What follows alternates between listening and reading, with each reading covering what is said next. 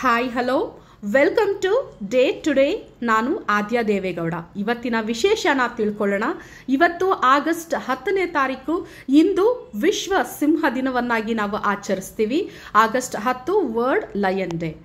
ತಮ್ಮ ಗತ್ತು ಗಾಂಭೀರ್ಯಕ್ಕೆ ಹೆಸರುವಾಸಿಯಾದ ಕಾಡಿನ ರಾಜ ಸಿಂಹಗಳ ಸಂತತಿಯ ರಕ್ಷಣೆ ನಮ್ಮೆಲ್ಲರ ಹೊಣೆ. ಕಾಡಿನ ಉಳಿವಿಗಾಗಿ ಜಾಗೃತಿ ಮೂಡಿಸೋಣ. ಇಂದು ವಿಶ್ವ ಸಿಂಹ ದಿನ ಅಂದರೆ ಆಗಸ್ಟ್ 10 ವರ್ಲ್ಡ್ ಲಯನ್ಸ್ ಡೇ. ಇದರ ಜೊತೆಗೆ ಇನ್ನೊಂದು ವಿಶೇಷ ಇದೆ.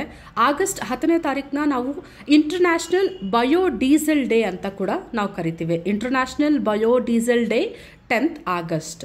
ಇನ್ನೊಂದು ವಿಶೇಷ ಇದೆ, ಆದರೆ ಈ ದಿನಕ್ಕೆ ನಾವು ಪರ್ಟಿಕ್ಯುಲರ್ ಆಗಿ ಆಗಸ್ಟ್ 10th ಅಂತ ಡೇಟ್ ಇಲ್ಲ.